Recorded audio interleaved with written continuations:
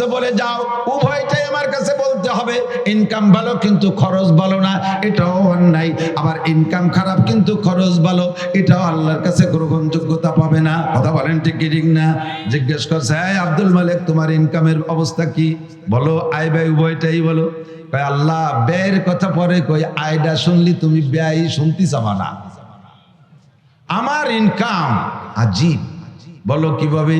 কয় শেষ রাত্রে উঠে তাহাজ্জুদের নামাজ পড়ছি, এরপরে 12 তাসবিহ পালন করছি, দোয়া করছি, মুনাজাত করছি, ফজরের আজান দেশে ঘরে সুন্নত পড়া সুন্নাত, সুন্নত ঘরে পড়া সুন্নাত, এবং সূরা কুলিয়া এবং কুলহু দিয়ে পড়া সুন্নাত। এভাবেই সারা জিন্দেগি আমল করছি। ফজরের নামাজ জামাতে পড়া 2.5 ঘন্টা দাওয়াতের মেহনত করছি মহল্লায়। কাজগুলো শুনেন কেমন সুন্দর আব্দুল মালিকের।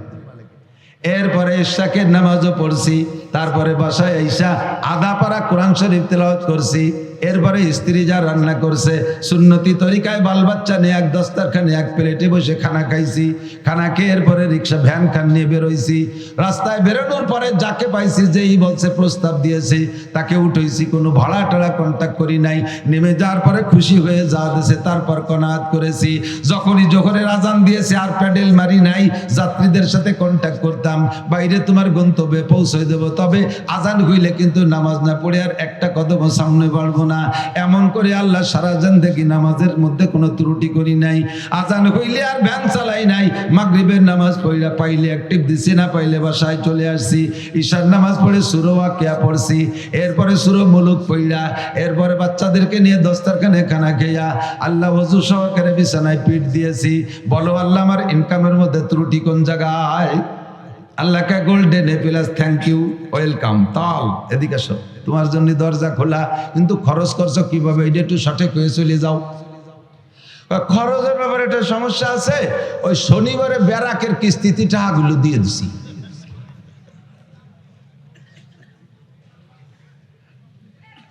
বাংলায় কয় একে পাদে আগা সারা। বাংলা বোঝেন? মাঝে মাঝে রাত তো বেশি হয়ে গেছে, একটু রস না দিলে অনেকের ঘুম এসে যায়। আমাকে ওই পাশে নড়াইল জেলার একটা থানা আছে নড়াগাতি, আর বলবো না পরিচয়, আবার এই নড়াগাতিরাই শুনবেন আবার ইউটিউবে। সেদিন যে তাকে মধ্যেও কই আইছি ভাই নাই, বহু আগে ব্রিটিশ পিরিয়ডে ওই এলাকাতে প্রচুর হিন্দু মুসলমানও আছে। তো হিন্দু মুসলমান যুবকরা বিকেল বেলা ওখানে একটা জায়গা আছে, একটা স্পট, বসে বসে খোঁজ গল্প করে, এই খেলাধুলা করে, আনন্দ ফুর্তি করে। তো ফাজলামি করে দুইজনে বাই ছাড়াছাড়ি ফাল্লা লাগছে। একজনে একটা দেয় আর একজনে একটা দেয়, একজনে একটা দেয় আর একজনে একটা দেয়। আর আজকে তো আর আনরেডি, অপ্রস্তুত ভাবে বেশি একটা সুবিধা হতে পারে না। এখন ওই জায়গায় দুইজনের পাল্লা হয়েছে, আগামী শনিবারে এই জায়গা বাই ছাড়িয়ে পাল্লা, যে যেভাবে পারো রেডি হয়ে আসবা। এই আটে কাড়াও দেশে ডেরা পিঠে যে অমুক জায়গায় এই হবে, এ কি কোয়ার মতো জিনিস। জীবনে ঘোড়া দাবড় দেখছে, আড়িয়ে নাড়ই দেখছে, কত খেলা দেখছে, কিন্তু এত আর কেউ শোনে নাই করে দিন। এ শুনে দর্শক হয়েছে সেই হারে, মাঠ ভরে গেছে দুইজনে দুই চেয়ারে। তো মুসলমান যেটা সে যাই প্রত্যেকেই রেডি হয়েছে যাতে গ্যাস বেশি হয় পেটে। তো মুসলমান যেটা সেটা যাইয়া খাইছে যত আদা চাবাই নিয়ে সুলা বাদাম এক চাবারিতে গিলে ফেলাইছে, ভালো হয়ে ফেসে খাই নেই। আর ও যেভাবে পারছে রেডি হয়েছে। আর আইসা দুইজনে দুই চেয়ারে বসা লোক তো দেখতেছে, হিন্দুটা এসে মুসলমানটার মুখের উপরে একটা মারি দিয়ে চলে গেছে। শর্ত হলো মুহি মারতে হবে। ও 3টে মারিয়ে দিয়ে গেছে, মুসলমান একটাও মারে না। এখন প্রায় তকবির শুরু হয়ে যাবে হিন্দুর পক্ষে, জয় জয়। এর মধ্যে কইতেছে বসো এবার আমি হবে। ও যাইয়া কাপড় সরাই ওর মুহি মারিয়ে দিয়েছে। আউলাখের একেবারে যত সোলার কাঁচা বাদাম সব বার হয়ে গেছে একবারে। এর নাম হলো পাদে আগা চারা।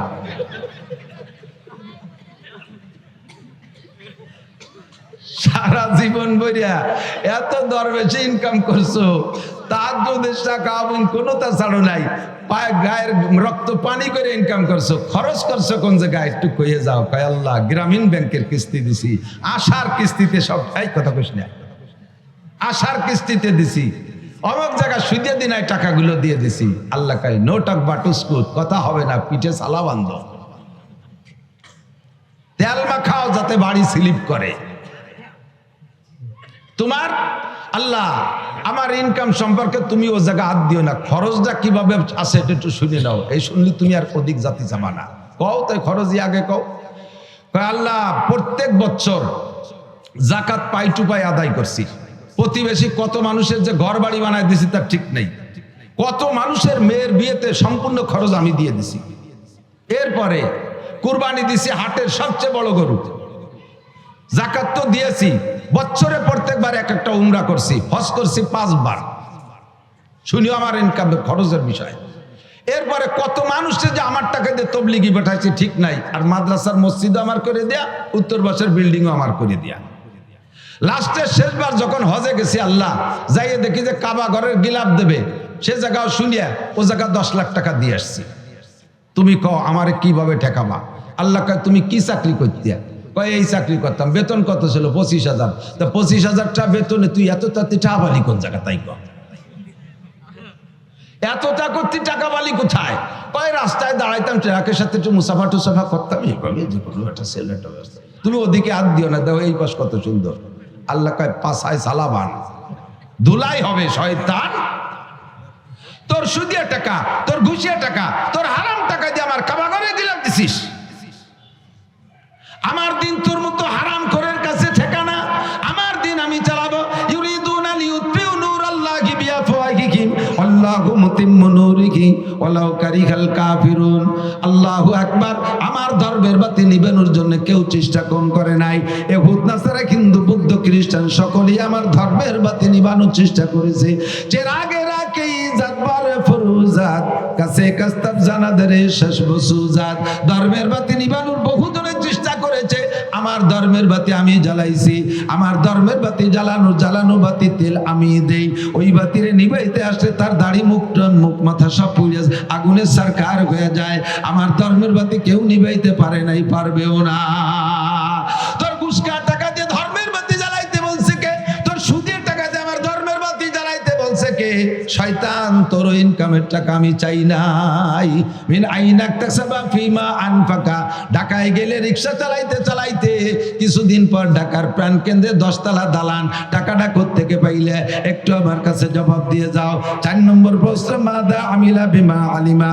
ও মুসলমান, এই 2 দিন ব্যাপী মাহফিলের থেকে উলামায়ে কেরামের কাছ থেকে কম কথা শোনো নাই।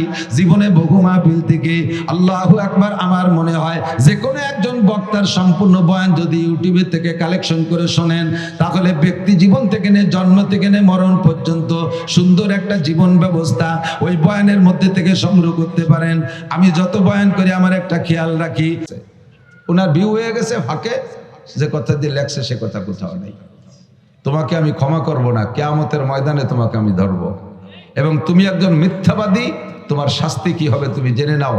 জাহান্নামের আগুনের মধ্যে পুড়বা, আর লাগামের ভিতর দিয়ে আগুনের বিষাক্ত ছুরি ঢুকই দিয়ে কান পর্যন্ত ফাড়বে, আবার ওই পাশের থেকে বাম পাশে ঢুকই দিয়ে ফাড়তে থাকবে, এই পাশ ঠিক হয়ে যাবে। লক্ষ লক্ষ কোটি কোটি বছর তোমার লাগাম ফাড়বে। আমি যতক্ষণ ক্ষমা না করবো, আল্লাহ ক্ষমা করবে না।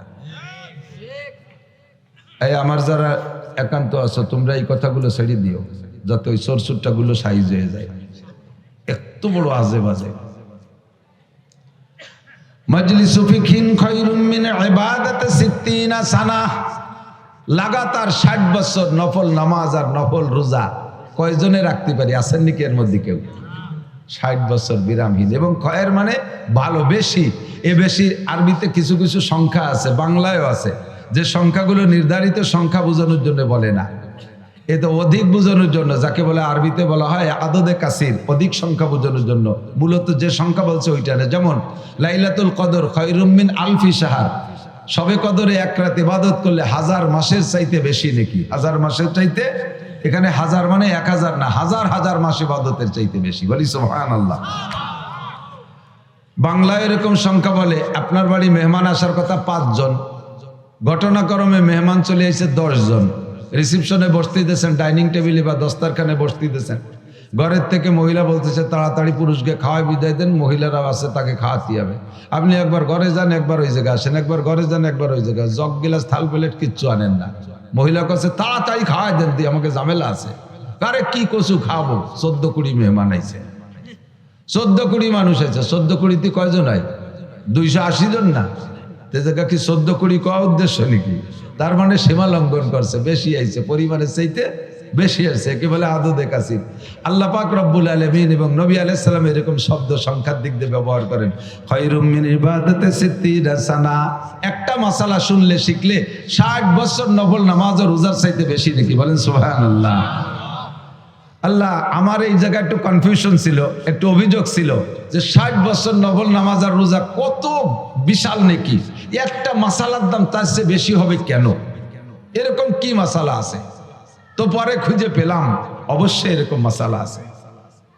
ভালো করে বোঝেন, কিয়ামতের ময়দানে আল্লাহর কসম, উলামায়ে কিরাম সাক্ষী, কোন পাবলিককে আল্লাহ জিজ্ঞেস করবে না তাহাজ্জুদ পড়েছো, ইশরাক পড়েছো, আওয়াবিন পড়েছো, সাহস পড়েছো, শবে বরাতে নফল নামাজ পড়েছো, শবে কদরে নফল নামাজ পড়ছো, আইএমবিজের নফল রোজা রাখছো, শবে বরাতে রোজা রাখছো, মুহররমের নফল রোজা রাখছো, কোন নফল ইবাদত সম্পর্কে কেউকে জিজ্ঞাসা করা হবে না, কিন্তু কিয়ামতের ময়দানে ফরজ সম্পর্কে জিজ্ঞাসিত হবে।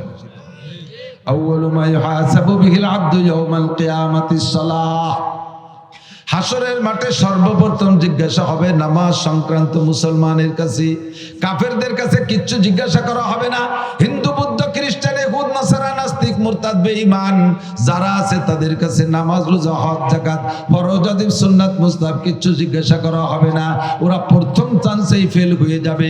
ফি নারি জাহান্নামা খালিদিনা ফিহা আবাদা, ওরা বিনা হিসাবে জাহান্নামী। বাকি মুসলমান যারা থাকবে এদেরকে আল্লাহ পাক রব্বুল আলামিন 4টি প্রশ্নের জবাব না দিয়ে এক কদম বাড়তে দিবেন না। আমি উমরিহি ফিমা আফনা, 70-80 বছরের হায়াত কিভাবে কাটাইছো কইয়া যাও। কারাবা কলকি আরি জুমলা রাস বা খোদা তসবির হিলা কায়রাওয়াস। ও মুরব্বী, তোমার দুনিয়ার কোনো কাজ পরিপাটিতে অভাব ছিল না। ভাঙ্গার বাজারে কাপড়ের ব্যবসা করছো, 80 বছরে বুড়ো, তোমার কাপড়ের শোকেস গুলো কি সুন্দর সাজানো ছিল, তোমার ঘরটা কত সাজানো ছিল। বৃদ্ধ বয়স, মার দেয়া ছাড়া কাপড় পরতে না, আয়রন করা ছাড়া, ইস্ত্রি করা ছাড়া কাপড় পরতে না, ময়লা কাপড় পরতে না, লুঙ্গি পর্যন্ত আয়রন করে পরতে, কাঁথা কাপড় ধোয়া মোছা পরিষ্কার ছিল, থালাবাটি পরিষ্কার ছিল, শোকেসের ভিতরে সব মালামালগুলো সুসজ্জিত ছিল। তোমার নামাজটা কেমন সজ্জিত, তোমার ফরজ ওয়াজিব সুন্নতের সাজ কেমন ছিল, কোরআনে কারীম কেমন তিলাওয়াত করতে পেরেছো। তুমি ইংলিশ পত্রিকাগুলো পড়তে, আরবি পত্রিকা পড়া শেখো নাই কেন? আরবি পত্রিকা কোরআনে কারীম, আরবি পত্রিকা হাদিসে নববী, এগুলো পড়া শেখো নাই কেন? এই সব বিষয়ে আপনাকে 70 বছরের জিন্দেগির হিসাব দেওয়া লাগবে কি লাগবে না? আজকে কি বার গেল? মঙ্গলবার। একটু একটু বোঝার জন্য বলছি আমার দিক। আজকে মঙ্গলবার গেল। গত মঙ্গলবার সকালবেলা কে কি খাইছেন সত্য কথা বললে আমার মনে হয় তাড়াতাড়ি কেউ কইতে পারবেন না। কতক্ষণ? 1 সপ্তাহ আগে মঙ্গলবারের সকালে কি খাইছে তাই মনে নাই। 70 বছরের জিন্দেগিতে লম্বা একটা পথ অতিক্রম করে চলে আসছি। কোথায় ভিড় ছিল, কোথায় খাচ্ছিল, কোথায় গর্ত ছিল, কোথায় কার সাথে ধাক্কা খাইছি কিছু আমার মনে নাই। যৌবনের ভিতরে অনেক অন্যায় অপরাধ করেছি, অর্থনীতির মধ্যে অন্যায় করেছি, সমাজ নীতির মধ্যে অন্যায় করেছি, বিচার আচারের মধ্যে অন্যায় করেছি, পরিবার পরিজনকে পরিচালনার ক্ষেত্রে হাজারো অন্যায় করেছি। 70 বছরের হিসাব কেউ দিতে পারবো না। একটা হিসাবই 70 বছরের দিতে পারবো না। যদি আপনাকে 3 নম্বর প্রশ্নটা করা হয়, আনমালিগি, জীবন ভরে কত টাকা কে ইনকাম করছেন, গোটা জিন্দেগির আয়ের একটা অডিট যদি আমাকে করা হয়, মিয়া মৌলানা নাসির সারা জীবনে কত টাকা ইনকাম করছো হিসাব দাও, আমার মনে হয় একজনও কইতে পারবেন না। কতক্ষণ? আনুমরিহি ফিমা আফলা, গোটা জিন্দেগির হিসাব দিয়ে দাও। 2 নম্বরে আনশাবাবিহি ফিমা আবলা, যৌবনকাল কিভাবে অতিবাহিত করেছো বলে যাও। এই গোটা জিন্দেগির মধ্যে ভেরি ভেরি ইম্পর্টেন্ট টাইম হলো যৌবনকাল। যৌবনকালের হিসাবটা এজন্য নেওয়া হবে কারণ যৌবনকালে ভালো বেশি করা যায়, মন্দ বেশি করা যায়। কতক্ষণ? যৌবনকালে রাত 2টা 3টের সেই ফুটবল খেলার ম্যাচ সারা রাত দাঁড়িয়ে দাঁড়িয়ে যেমন দেখা যায়, ইচ্ছা করলে তেমনই যৌবনকালে শেষ রাত্রে ওইটা ঠান্ডা পানি দিয়ে ওযু গোসল যেটা প্রয়োজন আদায় করে সারা রাতের বাকি অংশ দাঁড়ায় দাঁড়ায় তাহাজ্জুদ পড়া যায়। যৌবনকালে ইচ্ছা করলে বাইসাইকেল চালায় কাশিয়ানির উড়াকান্দি ঠাকুর বাড়ি যাওয়া যায়। যৌবনকালে ইচ্ছা করলে ভাঙ্গার থেকে বাইসাইকেল চালাইয়া ইস্তেমার ময়দানে যাওয়া যায়, সরমুনের ময়দানে যাওয়া যায়। যৌবনকালে ইচ্ছা করলে প্রত্যেক সপ্তাহে হিন্দুদের সাথে দূর সফরে যে একটা পূজা পাঠে অংশগ্রহণ করা যায়। যৌবনকালে ইচ্ছা করলে প্রত্যেক মাসে মুফতি আব্দুল গফফার সাহেবের মুখে বলা হয় নগরকান্দা ইসলাহি মজলিসে অংশগ্রহণ করা যায়। কথা বলেন যায় কি যায় না? যৌবনকালে অন্যায়ও বেশি করা যায়, ন্যায়ও বেশি করা যায়। এই যৌবনকালটা হলো জীবনের মূল সময়, মূল্যবান সময়। এইটা সম্পর্কে জিজ্ঞাসা করা হবে।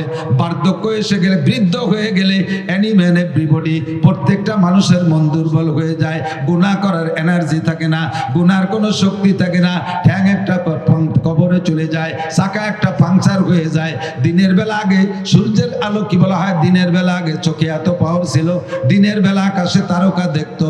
এখন বৃদ্ধ হয়ে যাওয়ার কারণে রাতের বেলা আকাশে চাঁদটা দেখতে পারে না। যৌবনকালে লোহা খাইলে পানি হয়ে পিছন দিয়ে বেড়ে যাইতো, বৃদ্ধ হয়ে যাওয়ার পরে এখন পানির মতো কোনো খাবার খাইলে পানি যাও খাইলে যেমন খাই তেমনই পিছন দিয়ে বেরোয় যায়, পেটে শক্ত হয় না। কথা কন ঠিক কি ঠিক না? এ হলো যৌবন আর বার্ধক্যের পার্থক্য। কাজেই তোমার যৌবনকালের হিসাবটা একটু দিয়ে যাও। যৌবনকালে যা একবার শোনা হয় তা ভোলে না, আর বৃদ্ধ হয়ে গেলে 50 বার শুনলেও মুখ মনে থাকে না।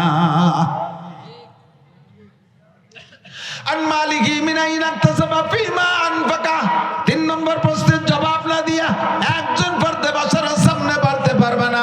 3 নম্বর হলো মালিকি মিন আইন ইকতাসাবা ফিমা আনফাকা। এই কথাগুলো বহুবার শুনেছেন, বহুবার শুনেছেন। জবানের পার্থক্যের কারণে কখনো কখনো কোনো কথা অন্তরের মধ্যে জায়গা পায় বেশি। আমার কথা অন্তরে, আজকের এই কথাগুলো আমি বললে ভিতরে নাও ঢুকতে পারে। হুবহু এই কথাগুলো মুফতি আব্দুল গফফার সাহেব হুজুর, ইসমাতুল্লাহ কাসেম সাহেব হুজুর দামাত বরকাতুহু আলা আলিয়া, উন্ডা বললে কথাটা আপনার ভিতরে গ্রহণযোগ্যতা বেশি পাইতে পারে। বড় মানুষের কথা বলছে, আবার আমাদের থেকে ছোটরা কথাগুলো শোনায় গেছে, আপনি গুরুত্ব দেন নাই। হয়তোবা আমার মুখের কথাটা আপনার মধ্যে হিট করতে পারে, এই জন্য পুনরাবৃত্তি করি। আল্লাহ বলেন ওয়াযাক্কির ফাইন্না যিকরা তানফাউল মুমিনিন। একই কথা বারবার বলো। কালকের কথাটা অন্তরে ঢোকে নাই, আজকেরটা অন্তরে ঢুকে বসতে পারে। 3 নম্বর ইমিগ্রেশন কিয়ামতের ময়দানে 3 নম্বর প্রশ্ন, আন মালিকি, মাল সম্পর্কে জিজ্ঞাসিত হবেন। মাল সম্পর্কে জিজ্ঞাসিত হবেন, কে কোত্থেকে কত টাকা ইনকাম করছো, জবাব দিয়ে যাও। মাল সম্পর্কে 2টি জিজ্ঞাসা, ফিমা আনফাকা মিন আইন ইকতাসাবা ওয়া ফিমা আনফাকা। মাল কোত্থেকে কামাই করছো বলে যাও, আর কোথায় খরচ করছো বলে যাও। উভয়টাই আমার কাছে বলতে হবে। ইনকাম ভালো কিন্তু খরচ ভালো না, এটাও অন্যায়। আবার ইনকাম খারাপ কিন্তু খরচ ভালো, এটাও আল্লাহর কাছে গ্রহণযোগ্যতা পাবে না। কথা বলেন ঠিক কি ঠিক না? জিজ্ঞেস করছে, হ্যাঁ আব্দুল মালিক, তোমার ইনকামের অবস্থা কি বলো, আয় ব্যয় উভয়টাই বলো। কয় আল্লাহ, ব্যয়ের কথা পরে কই, আয়টা শুনলি তুমি ব্যয় শুনতে চাবা না। আমার ইনকাম আজীব। বলো কিভাবে? কয় শেষ রাত্রে উঠে তাহাজ্জুদের নামাজ পড়ছি, এরপরে 12 তাসবিহ পালন করছি, দোয়া করছি, মুনাজাত করছি, ফজরের আজান দেশে ঘরে সুন্নত পড়া সুন্নাত, সুন্নত ঘরে পড়া সুন্নাত, এবং সূরা কুলিয়া এবং কুলহু দিয়ে পড়া সুন্নাত। এভাবেই সারা জিন্দেগি আমল করছি। ফজরের নামাজ জামাতে পড়া 2.5 ঘন্টা দাওয়াতের মেহনত করছি মহল্লায়। কাজগুলো শুনেন কেমন সুন্দর আব্দুল মালিকের। এরপরে ইশাকের নামাজও পড়ছি, তারপরে বাসায় আইসা আধা পারা কোরআন শরীফ তেলাওয়াত করছি। এরপরে স্ত্রী যা রান্না করছে সুন্নতি তরিকায়, বাল বাচ্চা নিয়ে এক দস্তারখানে এক প্লেটে বসে খানা খাইছি। খানা খেয়ে এরপরে রিক্সা ভ্যান খান নিয়ে বেরোইছি। রাস্তায় বেরোনোর পরে যাকে পাইছি, যেই বলছে প্রস্তাব দিয়েছি, তাকে উঠেছি। কোনো ভাড়া টাড়া কন্ট্যাক্ট করি নাই। নেমে যাওয়ার পরে খুশি হয়ে যা দিয়েছে তারপর কনাত করেছি। যখনই জোহরের আজান দিয়েছে আর প্যাডেল মারি নাই, যাত্রীদের সাথে কন্ট্যাক্ট করতাম, বাইরে তোমার গন্তব্যে পৌঁছে দেবো, তবে আজান হইলে কিন্তু নামাজ না পড়ে আর একটা কদম সামনে বাড়বো না। এমন করে আল্লাহ সারা জিন্দেগি নামাজের মধ্যে কোনো ত্রুটি করি নাই। আজান হইলে আর ভ্যান চালাই নাই। মাগরিবের নামাজ পড়া পাইলে অ্যাক্টিভ দিছি, না পাইলে বাসায় চলে আসছি। ঈশার নামাজ পড়ে সূরা ওয়াকিয়া পড়ছি, এরপরে সূরা মুলুক পড়া, এরপরে বাচ্চাদেরকে নিয়ে দস্তারখানে খানা খেয়া আল্লাহ ওযু সহকারে বিছানায় পিঠ দিয়েছি। বলো আল্লাহ, আমার ইনকামের মধ্যে ত্রুটি কোন জায়গায়? আল্লাহকে golden A plus thank you, welcome. তাও এদিকে আসো, তোমার জন্য দরজা খোলা, কিন্তু খরচ করছো কিভাবে এটা একটু সঠিক হয়ে চলে যাও। খরচের ব্যাপারে একটা সমস্যা আছে, ওই শনিবারে ব্যারাকের কিস্তিতে টাকাগুলো দিয়ে দিছি।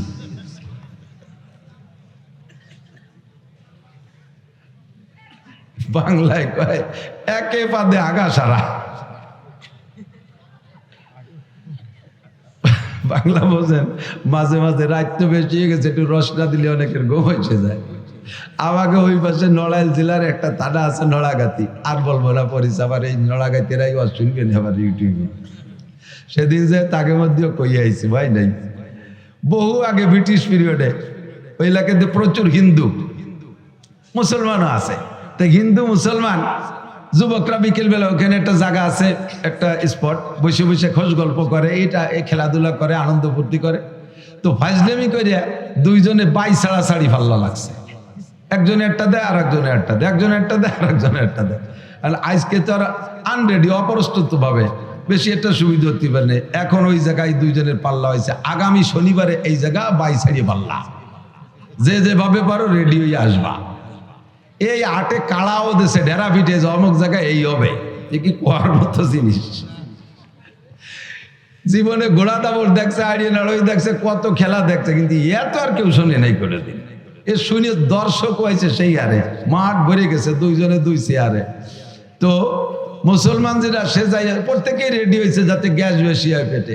তো মুসলমান যেটা সেটা যাইয়ে খাইছে যত আদা চাবাই নিয়ে সুলা বাদাম এক চাবানিতে গিলে ফেলাইছে, ভালো হয়ে ফেসে খাই নেই। আর ও যেভাবে পারছে রেডি হয়েছে। আর আইসে দুইজনে দুই চেয়ারে বসা লোক তো দেখতেছে, হিন্দুটা এসে মুসলমানটার মুখির উপরে একটা মারি দিয়ে চলে গেছে। শর্ত হলো মুখি মারতে হবে। ও তিনটে মারিয়ে দিয়ে গেছে, মুসলমান একটাও মারে না। এখন প্রায় তকবির শুরু হয়ে যাবে হিন্দুর পক্ষে, জয় জয়। এর মধ্যে কইতেছে বসো এবার আমি হবে। ও যাইয়া কাপড় সরাই ওর মুহি মারিয়ে দিয়েছে। আউলাখের একেবারে যত সোলার কাঁচা বাদাম সব বার হয়ে গেছে একবারে। এর নাম হলো আয়ে পাদে আগা চানা।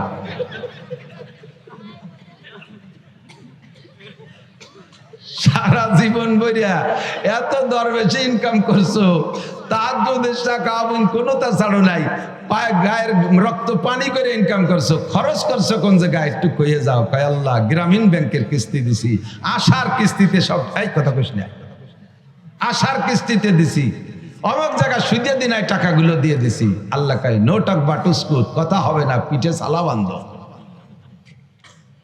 তেল মাখাও যাতে বাড়ি স্লিপ করে। তোমার আল্লাহ আমার ইনকাম সম্পর্কে তুমি ও জায়গা হাত দিও না, খরচটা কিভাবে আছে এটা একটু শুনে নাও। এই শুনলি তুমি আর অধিক জাতি যাবা না। কও তাই খরচই আগে কও। আল্লাহ প্রত্যেক বছর জাকাত পাই টু পাই আদায় করছি, প্রতিবেশী কত মানুষের যে ঘর বাড়ি বানায় দিছি তার ঠিক নেই, কত মানুষের মেয়ের বিয়েতে সম্পূর্ণ খরচ আমি দিয়ে দিছি। এরপরে কুরবানি দিছি হাটের সবচেয়ে বড় গরু, জাকাত তো দিয়েছি, বছরে প্রত্যেকবার এক একটা উমরা করছি, হজ করছি 5 বার। শুনিও আমার ইনকাম খরচের বিষয়। এরপরে কত মানুষকে যে আমার টাকা দিয়ে তবলিগি পাঠাইছি ঠিক নাই, আর মাদ্রাসার মসজিদও আমার করে দেয়া, উত্তর বাসের বিল্ডিংও আমার করে দেয়া। লাস্টের শেষবার যখন হজে গেছি আল্লাহ যাইয়ে দেখি যে কাবা ঘরের গিলাপ দেবে, সে জায়গাও শুনিয়া ও জায়গা 10 লাখ টাকা দিয়ে আসছি। তুমি কও আমারে কিভাবে ঠেকাবা? আল্লাহ কয় তুমি কি চাকরি করতিয়া? কয় এই চাকরি করতাম। বেতন কত ছিল? 25,000। তা 25,000 বেতনে তুই এত তাতে টাকা বালি কোন জায়গা? তাই কর এতটা করতে টাকা বালি কোথায়? কয় রাস্তায় দাঁড়াইতাম, ট্রাকের সাথে একটু মুসাফা টুসাফা করতাম, একটা সেলের ব্যবস্থা। তুমি ওদিকে হাত দিও না, দেখো এই পাশ কত সুন্দর। আল্লাহ কয় পাশায় সালাবান, ধুলাই হবে শয়তান। তোর সুদিয়া টাকা, তোর ঘুষিয়া টাকা, তোর হারাম টাকা দিয়ে আমার কাবা ঘরে দিলাম দিছিস। আমার দিন তোর মতো হারাম করের কাছে ঠিকানা। আমার দিন আমি চালাবো। ইউরিদুনা লিউতফিউ নূরাল্লাহি বিআফওয়াহিহিম আল্লাহু মুতিম্মু নূরিহি ওয়ালাউ কারিহাল কাফিরুন। আল্লাহু আকবার। আমার ধর্মের বাতি নিবানোর জন্য কেউ চেষ্টা কম করে নাই। ইহুদ নাসারা হিন্দু বৌদ্ধ খ্রিস্টান সকলেই আমার ধর্মের বাতি নিবানোর চেষ্টা করেছে। যে রাগে রাগে জাতবারে ফরুজাত কাছে কাস্তাব জানাদারে শেষ বসুজাত। ধর্মের বাতি নিবানোর বহু জনের চেষ্টা করেছে। আমার আমার ধর্মের বাতি আমি জ্বালাইছি, আমার ধর্মের বাতি জ্বালানো বাতি তেল আমি দেই। ওই বাতিরে নিবাইতে আসলে তার দাড়ি মুখ মাথা সব পুড়ে আগুনের সরকার হয়ে যায়। আমার ধর্মের বাতি কেউ নিবাইতে পারে নাই, পারবেও না। তোর ঘুষকা টাকা দিয়ে ধর্মের বাতি জ্বালাইতে বলছে কে? তোর সুদের টাকা দিয়ে আমার ধর্মের বাতি জ্বালাইতে বলছে কে? শয়তান, তোর ইনকামের টাকা আমি চাই নাই। মিন আইনা ইকতাসাবা ফিমা আনফাকা। ঢাকায় গেলে রিকশা চালাইতে চালাইতে কিছুদিন পর ঢাকার প্রাণ কেন্দ্রে 10 তলা দালান, টাকাটা কোত্থেকে পাইলে একটু আমার কাছে জবাব দিয়ে যাও। 4 নম্বর প্রশ্ন, মাদা আমিলা বিমা আলিমা। ও মুসলমান, এই 2 দিন ব্যাপী মাহফিলের থেকে উলামায়ে কেরামের কাছ থেকে কম কথা শোনো নাই। জীবনে বহু মাহফিল থেকে, আল্লাহু আকবার, আমার মনে হয় যে কোনো একজন বক্তার সম্পূর্ণ বয়ান যদি ইউটিউবে থেকে কালেকশন করে শোনেন, তাহলে ব্যক্তি জীবন থেকে নিয়ে জন্ম থেকে নিয়ে মরণ পর্যন্ত সুন্দর একটা জীবন ব্যবস্থা ওই বয়ানের মধ্যে থেকে সংগ্রহ করতে পারেন। আমি যত বয়ান করি আমার একটা খেয়াল রাখি যে এক জায়গায় একই কথা বারবার বললে মানুষের চর্বিত চর্বণ মনে করবে। তবে সেই বয়তে যে আসল কথাগুলো বলবো না তা না, একেবারে বিবাহ শাদী থেকে নিয়ে মরণ পর্যন্ত ধারাবাহিক মানব জীবনে যেখানে যা লাগবে সব কথাগুলো আল্লাহর রহমতে বলা আছে। ইউটিউবের ভিতরে শুনবেন, দেখবেন। আদর্শ মুসলিম পরিবার সদস্য হুজুরের লেখা একটা বই আছে, বইয়ের মধ্যে যা আছে আমার বয়ানের মধ্যে হুবহু তাই আছে। ব্যক্তি জীবন কিভাবে চলবেন, রাজনীতি কিভাবে করবেন, খেত খামার কিভাবে করবেন, জেনারেল পড়াশোনা কিভাবে করবেন, বিবাহ শাদী কিভাবে করবেন, দাম্পত্য জীবন কিভাবে কাটাইবেন, নামাজ কেমন করে পড়বেন, নামাজের মধ্যে কঠিন কঠিন টুকিটাকি মাসালা আছে, এগুলো নষ্ট হওয়ার কারণে কি সমস্যা, রোজা কিভাবে রাখবেন, হজের মাসালাগুলো সব বলা আছে। এই বয়ানগুলো আপনারা বয়ান মাঠ থেকে শুনেছেন। আল্লাহ পাক জিজ্ঞেস করবে, মাদা আমিলা বিমা আলিমা। এতদিন পর্যন্ত যা শুনেছো এরপর আমল কতটুকু করছো বান্দা, একটু বলে যাও। জবাব দিতে হবে, জবাব না দিয়ে সামনে বাড়া যাবে না। যা বলতে চাইছি, আমার আপনার জিন্দেগিতে যত ইবাদত বন্দেগি করি না কেন, আউয়ালু মা ইউহাসাবু বিহিল আবদু ইয়াউমাল কিয়ামাতিস সালাহ।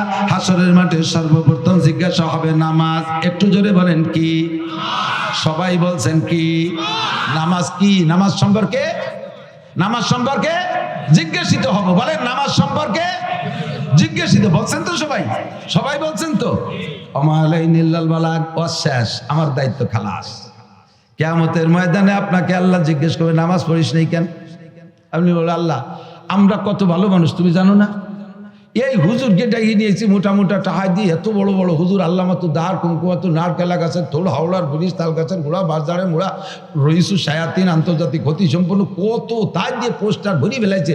সেই হুজুররা এসে দুনিয়ার গাল গপ করে চলে গেছে, কোনোদিন নামাজের কথাটা কইনি। যদি একবার কইতো তাহলে নামাজটা পড়ি আমি ছাড়ি। হুজুরকে অ্যাটাক করবেন, আমাকে ধরবেন, এই হুজুরা নামাজের কথা বলে নেই। সেদিন আল্লাহ বলবে আমাকে, এ মৌলানা খালি খাইয়ে দিয়ে পয়সা নিয়ে চলে এসেছি নাকি, নামাজের কথা কইস নাই কেন? আমি বলে, আল্লাহ অবশ্যই বলছি। তুমি বিশ্বাসটা হয় ওর আমল নামা দেখো। এবার আমল নামা খুলে দেখবে, তার ভিতরে অডিও ভিডিও সব আছে। মা ইয়ালফিজু মিন কাউলিন ইল্লা লাদাইহি রাকিবুন আতীদ। মুখ থেকে যে কথাটা বের করবেন, অন্তরে হাজারো খারাপ কুকল্পনা করলে আল্লাহ ফেরেশতাদেরকে আমল নামায় লিখতে দেয় না। মনে মনে বিশাল বিশাল প্ল্যান করছেন, একেবারে ডোনাল্ড ট্রাম্পের মেয়ে বিয়ে করবেন, তারে যে মাথা ফাটায় ফেলা দেবেন, এগুলো মনে মনে কল্পনা করছেন। যতক্ষণ মুখে উচ্চারণ করবেন না ততক্ষণ পর্যন্ত লেখা হবে না। আর যে কথা মুখ দিয়ে বের করবেন সঙ্গে সঙ্গে লেখা হবে। কাজেই আপনি কিয়ামতে আমারে অ্যাটাক করতে পারবেন না। আমি সবাই রেদে বলাই দিছি, মুখ দিয়ে বলে ফেলাইছেন, আপনার আমল নামায় লেখা হয়ে গেছে। কিয়ামতের মাঠে সর্বপ্রথম জিজ্ঞাসা হবে নামাজ। ফামান সালুহাত সালুহা সাইরি আমালিহি। নামাজের প্রশ্নে যে জবাব দিয়ে পার হয়ে যেতে পারবে, ওর কোনো জায়গায় কোনো ঠেক হবে না। নামাজের কারণে সব জায়গায় আল্লাহ তারে পার করে দেবে। ভাই কেন দেবে? নামাজের কারণে কেন তারে সব জায়গা পার করে দেবে? আল্লাহ পাক বলেন, নামাজ যে ব্যক্তি সঠিকভাবে পড়ে সে কোনো অন্যায় করে না। ইন্নাস সালাতা তানহা আনিল ফাহশাই ওয়াল মুনকার ওয়ালা যিকরুল্লাহি আকবার। নামাজ এমন একটা তাবিজ, নামাজ এমন একটা ক্যাপসুল, নামাজ এমন একটা ইনজেকশন, এই নামাজ এমন একটা টিকা, ওই টিকাটা লাগাইলে আর কোনো রোগ হয় না, দেখবেন মাঝে মাঝে পোলাপানের টিকা দেয় না? টিকা দেওয়ার অবস্থা মনে আছে নাকি? টিকা দেওয়ার সিস্টেম কি? যে বাড়ি টিকা দেবে ওই বাড়ির সামনে বড় একটা ব্যানার টানায়, আছে না? আগে মাইকিং করে দেয়, অমুক মহিলা মেম্বারের বাড়ি টিকা দেওয়া হবে, অমুক ওয়ার্ড চেয়ারম্যানের বাড়ি টিকা দেওয়া হবে, অমুক অমক মেম্বারের বাড়ি টিকা দেওয়া হবে, এইভাবে মাইকিং করে যায়। এরপরে যেদিন টিকা দেয় দেখবেন সেদিন বাড়ির সামনে একটা হলুদ ব্যানার টানানো থাকে। ওই হলুদ ব্যানারের ভিতরে কি কি আছে তা কি মনে আছে? দেখবেন হলুদ ব্যানারের মধ্যে গোল একটা বৃত্ত আছে, আছে বৃত্তের মাঝখানে ছোট্ট একটা বাচ্চার ছবি আছে, আছে। এবার ওই বৃত্ত ভেদ করে দেখবেন 5টা অথবা 6টা তীর আছে, আছে না? সব মিলে তর্জমা কি? এই ব্যানারটা হলো দুনিয়া, আর মাঝখানে যে গোল বৃত্ত এইটাই বাচ্চার হায়াতের এরিয়া, বাচ্চার হায়াতের এরিয়া।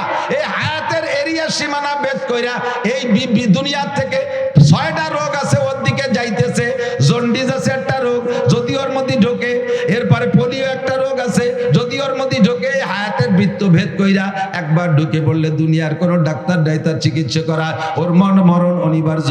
ক্যান্সারের একটা জার্ম আছে, এইটা যদি ওর মধ্যে ঢোকে তাহলে ওর মরণ অনিবার্য। এই 6টা রোগ মানে 6টা তীর মানে 6টা রোগ। এবার হায়াতের বৃত্ত ভেদ করে বাচ্চার দিকে 6টা তীরে 6টা রোগে আক্রমণ করতেছে। এবার ডাক্তাররা গবেষণা করে দেখছে এই রোগগুলো যদি দেহের মধ্যে ঢুকে যায় তাহলে আর চিকিৎসা হবে না, কাজে এই রোগের আগে প্রতিরোধ করতে হবে।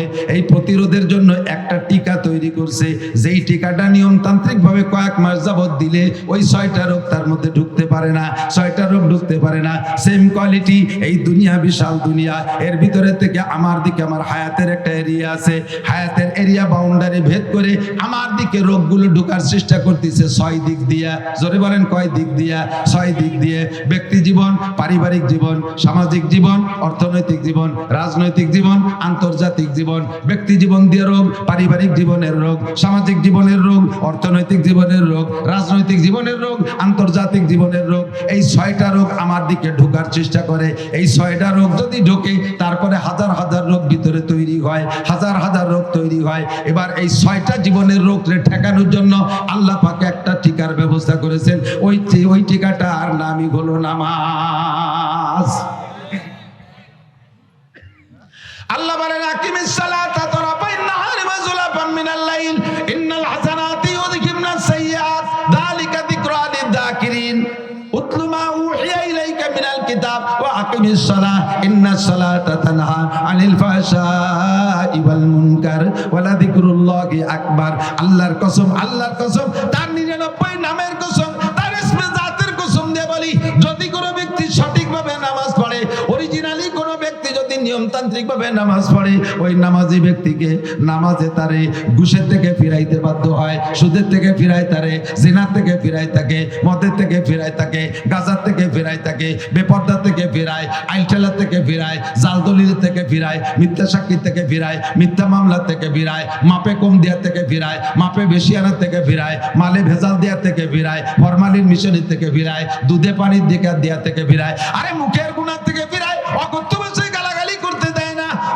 কুদৃষ্টির থেকে ফিরায়, কাণ্ডে খারাপ জায়গা থেকে ফিরায়, হাতে খারাপ জায়গা থেকে ফিরায়, শরম রাখে অবৈধ জায়গা থেকে ফিরায়, পা দুটোকে হারাম জায়গা যাওয়ার থেকে ফিরায়। যত অন্যায় আছে সমস্ত অন্যায় থেকে এই ফিরানোর মাত্র একটা তাবিজের নাম হলো নামাজ। এই নামাজ হলো ফরজ নামাজ। একটু জোরে বলেন কি নামাজ? এক ওয়াক্ত ফজরের 2 রাকাত ফরজ নামাজের দাম, ফজরের 2 রাকাত ফরজ নামাজের দাম কত? সারা জীবন 60 বছর নফল নামাজ আর নফল রোজা না। যদি কেউ আল্লাহ 60 লক্ষ বছর হায়াত দেয়, 60 লক্ষ বছর নফল নামাজ আর নফল রোজা রাখলে যেই নাকি ফজরের 2 রাকাত নামাজের দাম তার চাইতে বেশি। এবার আমি ওখান থেকে মশালা বের করছি, এদিক তাকান। একটা মশালার দাম 60 বছর নফল নামাজ ও রোজার চাইতে বেশি কেন? কারণ নফল তো সারা জীবনের নফলের দাম ফরজের সমান হবে না। আবার বহু মুসলমান আছে যাদের একটা মশালা না জানা থাকার কারণে, ছোট্ট পিন সাইজের একটা মশালা না জানা থাকার কারণে জিন্দেগির বহুত ফরজ নামাজ নষ্ট হয়ে গেছে। আমার দিক জিন্দেগির বহুত ফরজ নামাজ নষ্ট হয়ে গেছে। ভেরি ভেরি ইম্পর্টেন্ট একটা মশালা আপনাদের জন্য আমি সংগ্রহ করছি। এই মশালাটার দাম আপনি নিজেই জবাব দেবেন। ওই মশালাটা না হওয়ার কারণে, সঠিক না জানা থাকার কারণে ফরজ নামাজ নষ্ট হয়েছে। আর 2 রাকাত ফরজ নামাজের দাম 60 লক্ষ বছর নফল নামাজের চাইতে বেশি। কথা বলুন ঠিক কি ঠিক না? এবার সেই মশালাটা কি মশালা? আপনি ইমামের পিছনে নামাজ পড়েন। আমি তো একটা দাড়ি যখন গজাইছি, নিতান্ত গরিব বাপের ছেলে ছিলাম আমি। এখনো পর্যন্ত আমার আব্বার রেখে যাওয়া যা আছে তার থেকে 1 ইঞ্চি জমিও আমি ভাগে পাইনি। আব্বার ইনকাম থেকে আমি একখান ভাঙ্গা টিন একখান ফুটো থালও আগে পাইনি। ছোট্ট একটা সংসারের আমরা সন্তান ছিলাম, আমার আব্বা গরিব মানুষ কৃষক ছিল, যা কামাই করছেন কোনো মতে আমাদের খাওয়াই বাঁচাইছে। সোনের একটা ঘর ছিল আমাদের, 2-5 শতাংশ জমির উপরে বাড়ি, ছোট 2 ভাইরে বাড়ি ঘর টর যা ছিল সব দিয়ে টিয়ে আলাদা বাড়ি করছে, জায়গা কিনে আমরা বড় 2 ভাই।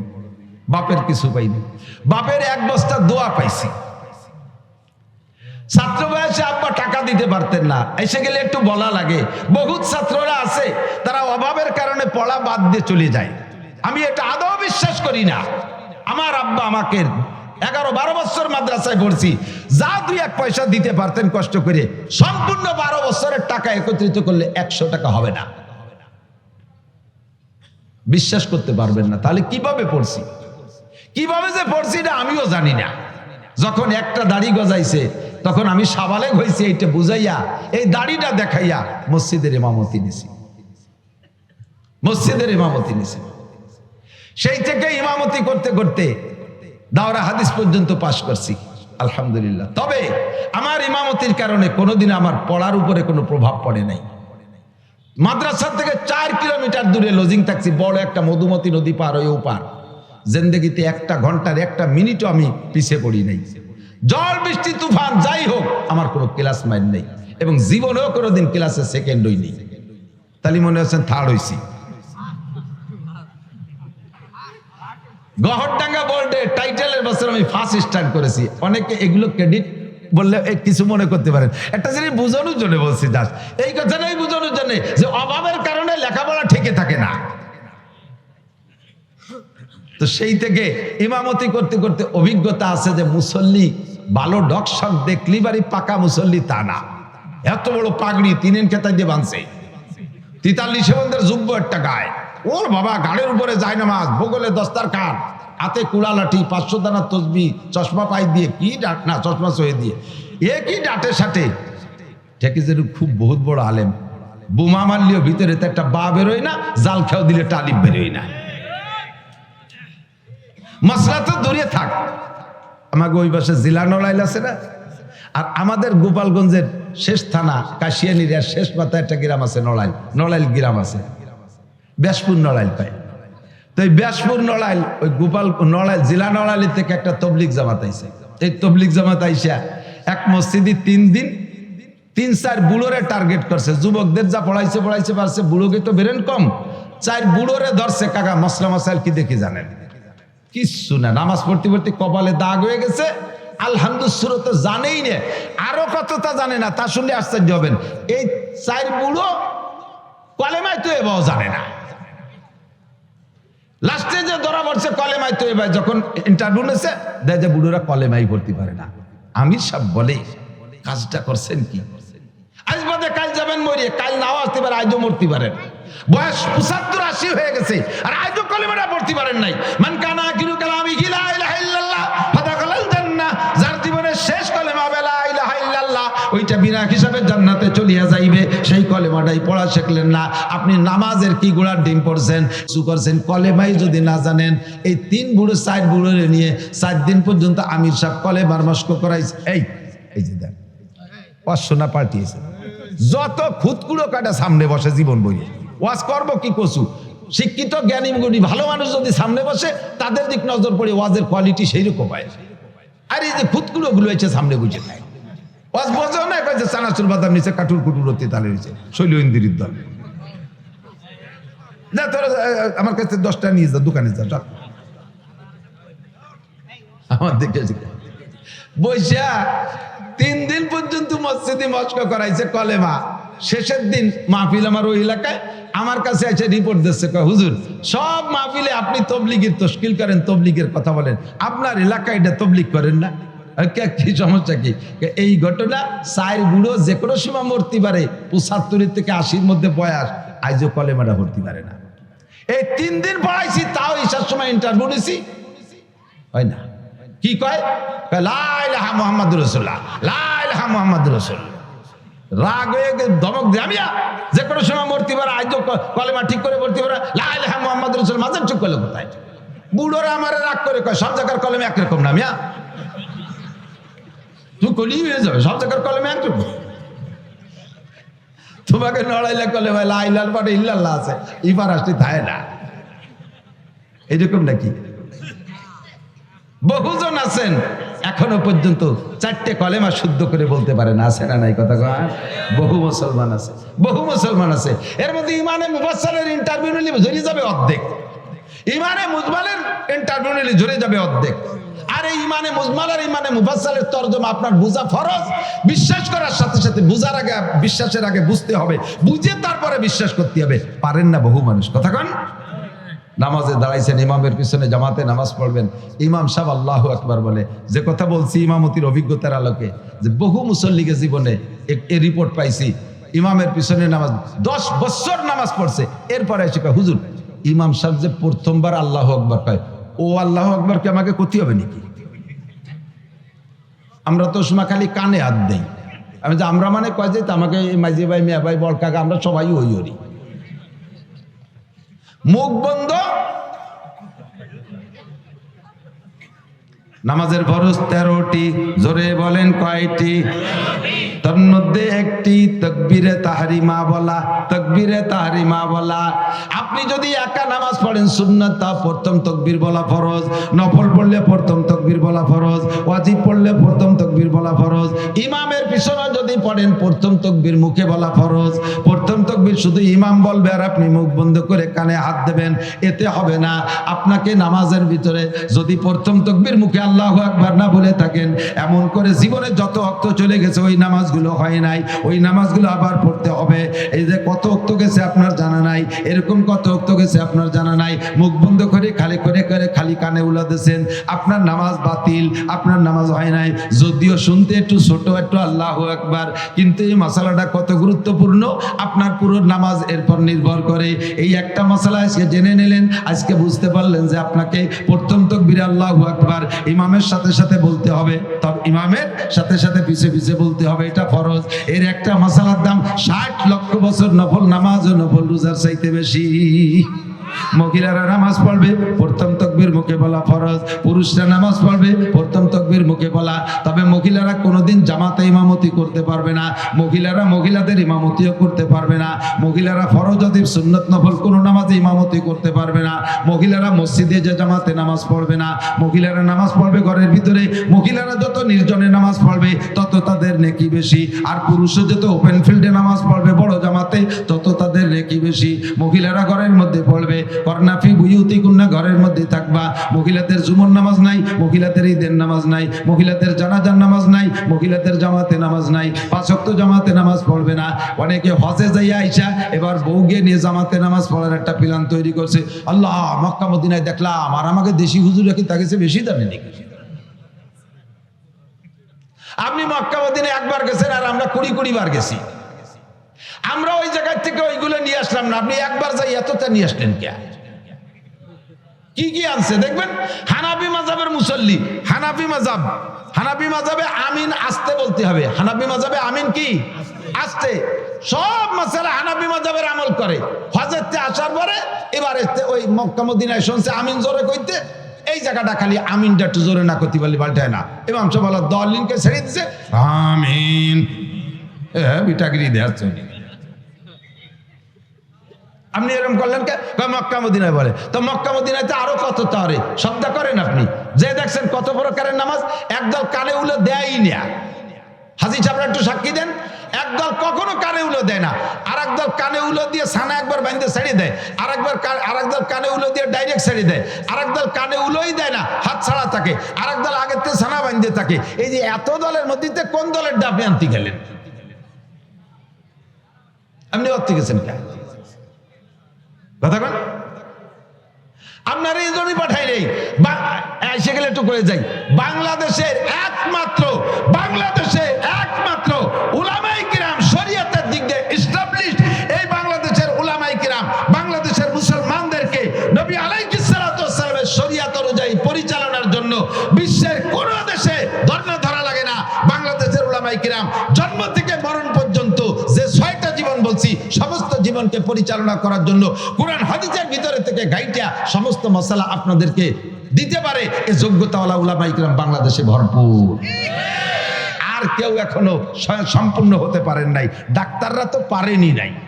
বাংলাদেশ সরকার মেডিকেল সায়েন্সের কলেজ বিশ্ববিদ্যালয়ের জন্য কোটি কোটি টাকা খরচ করতেছে ডাক্তার বানানোর জন্য। যেই সরকারি ওই মেডিকেল সায়েন্সের কলেজের জন্য টাকা দিয়ে ছেলেদেরকে পড়ায় ডাক্তার বানাচ্ছে, সেই সরকারি ওই কলেজের ডাক্তার প্রফেসরের কাছে ওষুধ খায় না, উনি চলে যায় India, Madras, Chennai, Singapore, London, বাইরে যে ওষুধ খেয়ে আসে। তো তুমি যাকে ডাক্তার বানাইলে তারা কি গুড়ার ঘাস কাটতেছে? কি ডাক্তার বানাইলে যে তাদের কাছে তোমার আত্মবিশ্বাস যেন ওষুধ খাইতে? এখনো পর্যন্ত সেনাবাহিনী পূর্ণাঙ্গ হতে পারে নাই। সেনাবাহিনীর অফিসারকে আমেরিকা প্রশিক্ষণে পাঠাইতে হয়, ইন্ডিয়া পাঠাইতে হয়, চায়না পাঠাইতে হয়, সে জগতে কোটি কোটি টাকা খরচ হচ্ছে, এখনো পর্যন্ত সেখান থেকে সুফল আসে নাই। একটা অস্ত্র বানাইতে পারে না, একটা ড্রোন বানাইতে পারে না, একটা বন্দুক রাইফেল বানাতে পারে না, একটা গুলি বানাতে পারে না, একটা সুর ভাষা ফুটো দিতে পারে না। কথা কন? কোন মেশিন বানাতে পারে? আল্লাহর রহমতে বাংলাদেশের উলামায়ে কেরাম শরিয়াতের এ টু জেড তৈরি করতে পারে। এর জন্য বিদেশে মক্কা মদিনায় যাওয়া লাগবে না। নিজেরা পারেন না বলে মনে হচ্ছে হুজুররা পারে না, তাই মনে হয় না। আলমাবিয়া কিছু আল্লাহ নামছে। আমি মাঝে মাঝে কই না তামাশা রে, একেবারে সচক্ষে দেখছি। যাইতেছি আমি চট্টগ্রাম, ঢাকার থেকে ফ্লাইটে যাব, এয়ারপোর্টে ঢুকছি, দেখি যে বাংলাদেশি টাইগাররা বিদেশে যাচ্ছে। টাইগার ক্রিকেটের টাইগার, এই বুকি পতাকা, পিঠি পতাকা, মাথায় পতাকা, ক্যাপে পতাকা, প্যান্টে পতাকা, ট্যাঙ্গি পতাকা, ব্যাগে পতাকা, সব জায়গা পতাকা আর পতাকা। আমি কই এ তো পতাকা কোন জায়গা যাবে? দেখি যে এমপি মন্ত্রীরাও আগায় দিতে এসে বলতেছে বাংলাদেশের টাইগাররা শ্রীলঙ্কার যাচ্ছে হরিণ শিকার করতে,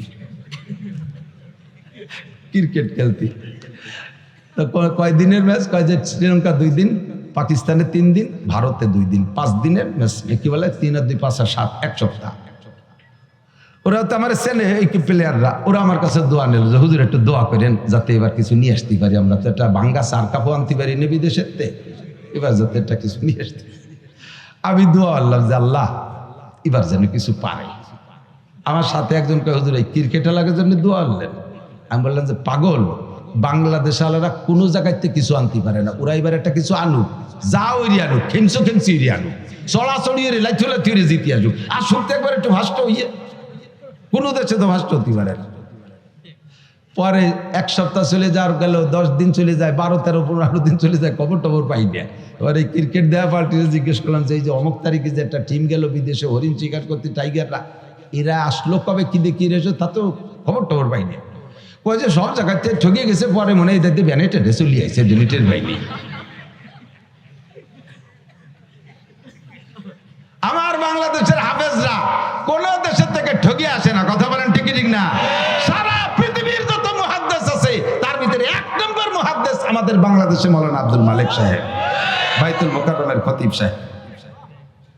কাজেই আপনি একা যাইতে আমিনটা জোরে ঠেলিয়ে আনতে গেছেন কে?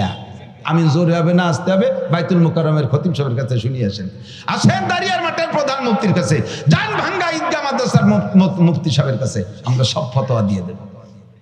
কোনতে আল্লাহর রহমতে অধিক যা লাগবে না, কথা কন? এবার তাকবীরে তাহরিমা আমিন বলা, এটা বলবে, আসতে বলবেন। আল্লাহ আমাদের হানাফি মাযহাবের মাসালা কি বলা হয়, সব মাসালাই তাকবীরে তাহরিমা বলা। এদিকে একটু আরেকটা খেয়াল করেন, তাহলে তাকবীরে তাহরিমা বলা আজকে থেকে যাদের জানা ছিল না তারা জেনে নিছেন না, তাদের জিন্দেগীর 80 লক্ষ 60 লক্ষ বছর হায়াত পর্যন্ত যদি হায়াত পান আর নফল ইবাদত করেন, তার চাইতে আপনার একটা মাসালার দাম বেশি হয়ে গেছে। মাহফিলটা খুব ভরপুর কামিয়াব হয়ে গেছে। এর সাথে ছোট্ট আর একটা মশলা পেঁচাই গেছে, একটু না খেয়ে তো জাতি পাতিছি না, আপনার অনুমতি দিলে বলবো। এই তাকবীরে তাহরিমা ইমামের পিছনে বলবেন, বলার সিস্টেম কি, আবার তা সে জায়গা ছোট্ট একটু চিকুন একটা মশলা আছে, বলবো। সেই মশলাটা হলো ইমাম সাহেব আল্লাহু আকবার বলবে, তো ইমামের যদি সুর বেশি হয়, সুর আলা ইমামরা একটু টাইনিয়ে সুর দেখে সুর দিতে খানিকটা নিয়ে ফেলে। আবার জামাত যদি বড় হয় তাহলে পিছন পর্যন্ত তাকবীর পৌঁছতে ভেতরে একটু টানি কয় আল্লাহু আকবার, তো ইমাম আল্লাহ কয় হারে টানতেছে, আপনি মনে হচ্ছে অনুমতি দিয়েছেন, আপনি শটে মারিয়ে দিয়েছেন আল্লাহু আকবার। এই জায়গায় অ্যাক্সিডেন্ট কি হয়েছে মনে রাখবেন, ইমামের আল্লাহু আকবারের র শেষ হওয়ার আগে যদি আপনার আল্লাহু আকবারের র শেষ হয়ে যায়, আপনার ইক্তেদা সহিহ হয় নাই, ওই ওয়াক্তের নামাজ বাতিল। মাজলিসু ফিকিন খায়রুম মিন ইবাদাতি 60 সানা। এর একটা মাসালা শোনা এবং শিখা 60 বছর নফল নামাজ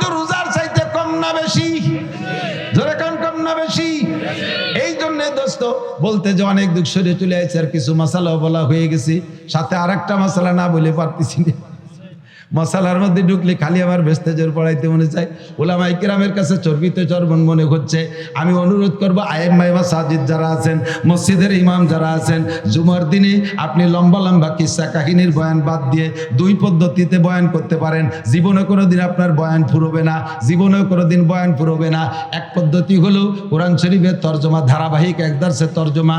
তাফসীর ভালো করতে যদি নাও পারেন, কমপক্ষে সহিভাবে তিলাওয়াত তর্জমাটা মুখস্থ শিখে মসজিদে যে জুমার দিন কোরআন শরীফ দেখে দেখে এক দার্সে সূরা ফাতিহা থেকে নিয়ে আপনি তিলাওয়াত করবেন আর তর্জমা করবেন, দেখবেন মানুষ অত্যন্ত তৃপ্তি সহকারে শুনবে। কমপক্ষে আল্লাহর বান্দারা একটু আইডিয়া নেবে, আরে আলহামদুলিল্লাহর মধ্যে কি পড়ি, এ কি ভূতির মন্ত্র না কি পড়ি, এর তর্জমা কি। বুঝতে পারলে তিলাওয়াতের যদি তর্জমা বোঝা যায় তাহলে পড়েও মজা লাগে, কতক্ষণ পড়তেও মজা লাগে। আপনি যখন সূরা ফাতিহা পড়বেন আলহামদুলিল্লাহি রাব্বিল আলামিন, এইটা কি পড়লেন তর্জমা জানেন না, টপাটপ করে পড়ে গেছেন। যদি আপনি বোঝেন যে আপনি কি বলছেন, আলহামদুলিল্লাহি রাব্বিল আলামিন, সমস্ত প্রশংসা আল্লাহর জন্য যিনি রব্বুল আলামিন, সারা জগতের প্রতিপালক।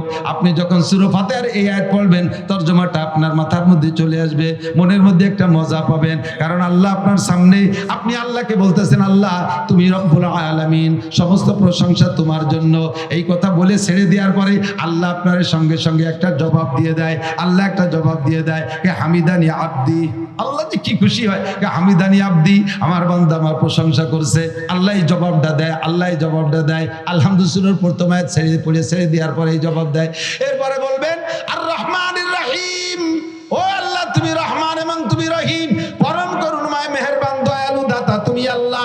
বলার সঙ্গে সঙ্গে আল্লাহ পাক বলেন আসনা আলাইয়া আব্দি, ওয়েলকাম, থ্যাংক ইউ, আমার বান্দা আমার প্রশংসা করেছে, যথোপযুক্ত প্রশংসা করেছে। আর রহমানির রহিম বলার পরে আল্লাহ জবটা কিন্তু দেয়, মালিক ইয়াউমিদ্দিন বলার পরে আল্লাহ কয় সাদাকা আব্দি, থ্যাংক ইউ বান্দা, সত্য কথা বলেছো। মালিক ইয়াউমিদ্দিনের মানে আপনি বুঝে নেন, বিচার দিনের মালিককে, বিচার দিনের মালিক তুমি আল্লাহ, মালিক ইয়াউমিদ্দিন। এরপরে বলছে এ কথার পরে আল্লাহ কয় সাদাকা আব্দি, বান্দা সত্য কথা বলেছিস। বিচার দিনের মালিক ডক্টর ইউনূস না, বিচার দিনের মালিক তোদের প্রেসিডেন্ট প্রধানমন্ত্রী না, বিচার দিনের মালিক তোদের বাংলাদেশের হাইকোর্টের সুপ্রিম কোর্টের বিচারপতি না, আরে বিচার দিনের মালিক জোরে বলেন কে? মালিক ইয়াউমিদ্দিনের মধ্যে তাই বলছেন, কথা কি মনে থাকবে? এরপরে বলছেন ইয়াকা নাবুদু ওয়া ইয়াকা নাস্তাঈন, আল্লাহ ইবাদত তোমারই করি, ইয়াকা নাবুদু তোমারই ইবাদত করি, ওয়া ইয়াকা নাস্তাঈন সাহায্য চাইলে তোমারই কাছে চাই। জোরে বলেন সাহায্য কার কাছে? দুনিয়ার কোন রাজা বাদশার কাছে চাই না, কোন কোটিপতি শিল্পপতি রাষ্ট্রপতি ভগ্নিপতির কাছে আমরা সাহায্য চাই না। নাস্তাঈন আল্লাহ তোমার কাছে সাহায্য চাই। এই আয়াতটার মধ্যে দুইটা অংশ লক্ষ্য করেছেন নাকি? একটা হলো ইয়াকা নাবুদু তোমার ইবাদত করি, আর একটা হলো ইয়াকা নাস্তাঈন আমরা সাহায্য চাই। আয়াতটার ভিতরে দুইটা অংশে আল্লাহকে হাজা বাইনি ওয়া বাইনা আব্দি, এই আয়াতটার মধ্যে দুই ভাগ হয়ে গেছে, অর্ধেক আমার আর অর্ধেক বান্দার। ইয়াকা নাবুদু আল্লাহ, নাস্তাইন সাহায্য চাই আমার জন্য। আল্লাহকে এই আয়াতটা দুই ভাগ হয়ে গেছে, অর্ধেক আমার আর অর্ধেক আমার বান্দার। ওয়ালি আব্দি মা সালা, কাজে আমি জবাব দিলাম আমার বান্দা যা চাইতেছে সাহায্য সব আমি তারে দিয়ে দিলাম। এরপরে কি সাহায্য চাইবেন, একটু সাহায্যের নাম কোন? সাহায্য কি চাইছেন আপনি? বলছেন ইহদিনাস সিরাতাল মুস্তাকিম। আল্লাহ বাংলাদেশে দলের অভাব নাই, আমলিগ বিএনপি জামাত জাতীয় পার্টি 88 চন্দ্রবড়া মানিকগঞ্জ সুরেশ্বর ভোজেশ্বর ইনায়েতপুর বাহাদুরপুর শরীয়তপুর মাদারীপুর ফরিদপুর তবলিগ সরবনাই এতাতি ওয়াজাতি হিজবুত তাওহীদ কাদিয়ানি। এরপরে বার হইছে এবার আবাল সরকারে ফাউল সরকার, আবার একটা ফাউল সরকার, কথা কন না কেন? এ আবাল সরকার বাউল না ফাউল, বাউল না ফাউল, ওরে যারা ফাউল না করবে সেও ফাউল। জাহেল মূর্খ, কত বড় বেয়াদব। আল্লাহরে কয় কি আল্লাহ কি মুখ দিয়ে কথা কয় না পাছায় দিয়ে কথা কয়? সাড়ে শয়তান, তুই যাইস আল্লাহর সাথে দেখা হবে কোন জাত দিয়ে কথা কয় তোরে দেখিস। আর আমার সামনে পড়লি তো হাসরের মাঠে ওর সাথে বাড়ি বাড়ি লেগে যাবে। এখনই যদি ওরা পাই, ওর কিছু হলে একটা আমি করবো, তাই আমার জীবন থাকুক আর না থাকুক। কথা বলেন? Ready ready? কোনো বাউল ফাউল চুল আলার কোনো খানা ভাঙ্গার মাঠে হবে না, ভাঙ্গার জনগণ মর্দে মুজাহিদ। ইয়াকা নাবুদু ওয়া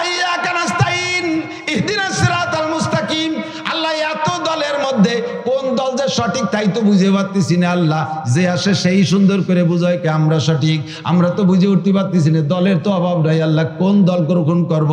কাজে ইহদিনাস সিরাতাল মুস্তাকিম, তুমি তো জানো সঠিক দল কোনটা, ওই সঠিক দলের অন্তর্ভুক্ত আমাকে বানাইয়া দাও। আল্লাহ তোমার কাছে অনুরোধ, আমি তোমার কুদরতি কদমে পড়ে দোয়া করি আল্লাহ, গায়রিল মাগদুবি আলাইহিম ওয়ালাদ-দাল্লিন, সঠিক দল তো চিনেই দিবা, সঠিক পথে চালাবা, তবে গায়রিল মাগদুবি আলাইহিম, মাগদুবি আলাইহিম মানে ইহুদি, আর দাল্লিন মানে নাসারা, এই ইহুদ আর নাসারাদের পথে আমারে চালাইও না। এই কথা বলার পরে, এই আয়াতগুলো বলার পরে আল্লাহ কয় ফালি ওয়ালিয়াবদি মা সাআলা, ওয়ালিয়াবদি মা সাআলা, ও বান্দা তুমি যা যা চাইলে সব তোমারে দিয়ে দিলাম। একটু এই জায়গাটা কথা বলি যাই, খেয়াল করেন, খেয়াল করেন, খেয়াল করতেছেন? আপনি একটা আয়াত সূরা ফাতিহাতে পড়বেন আর পরে আল্লাহ একটা জবাব দেয়, তাহলে আয়াতটা পড়ে আল্লাহরে জবাব দেওয়ার সুযোগ দিতে হবে না? আপনি বলি চলে গেছেন আলহামদুলিল্লাহ, হঠাৎ দাল্লিন, কোন বাকে কি দেখে হঠাৎ দাল্লিন,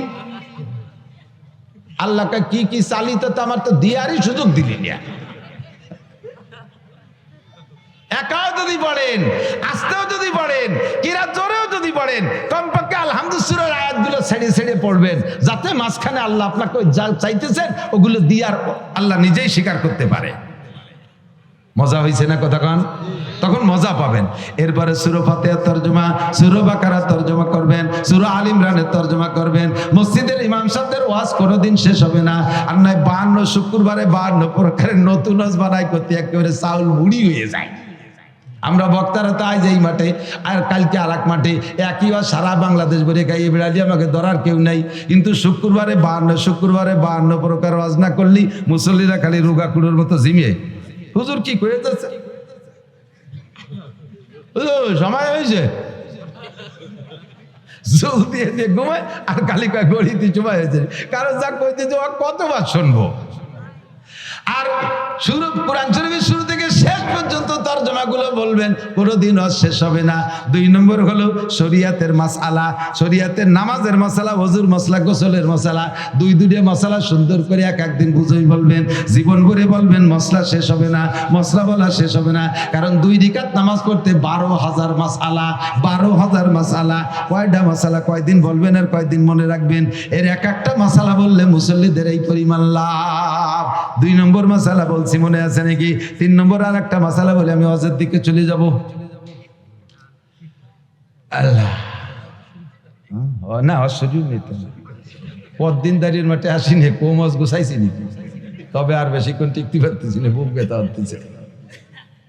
ওয়াজের লাইন ধরাই দিয়ে যাবো ইনশাআল্লাহ। যা পড়ছি অনেক সময় একদল আছে কয় যে কওমি উলামায়ে কিরাম, এরা ওই সৌজন্যমূলক আয়াতেরটা পড়ে আর এদিক ওদিক দেখে হেঁটে চলে যায়, আয়াতের তর্জমা জানে না। জানি না না জানি, দুদু তুমি আমার ক্লাসে আসো, আসো, আমি কোরআন তর্জমা পড়াই, তাফসিরে জালালাইন বয়জবি পড়াই, আমি বুখারী শরীফ কিতাবুত তাফসির পড়াই, বুখারী শরীফ পড়াই, আসো, পারি না না পারি। বাকি কথা হলো ওয়াজ আমার ইচ্ছা মতো হয় না।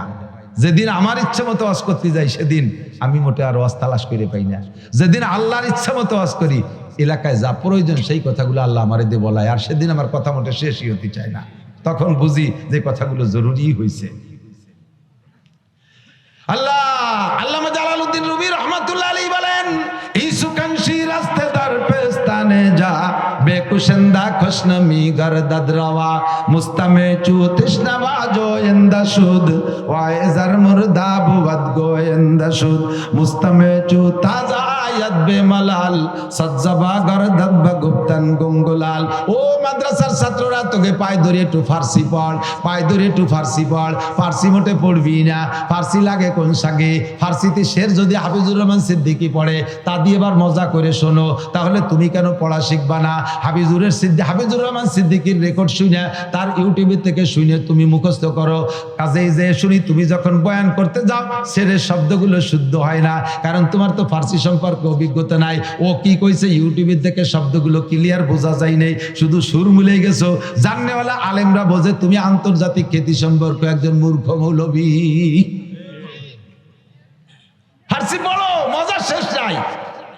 আমি এই জায়গায় বসে এখন থেকে বাকি যে টাইম আছে সবটুক টাইম ইনশাআল্লাহ ফার্সিতে ওয়াজ করতে পারি। এইভাবে আমরা ফার্সি পড়ছি, তোমাদের চাইতে কিতাব একখানো বেশি পড়ি নাই।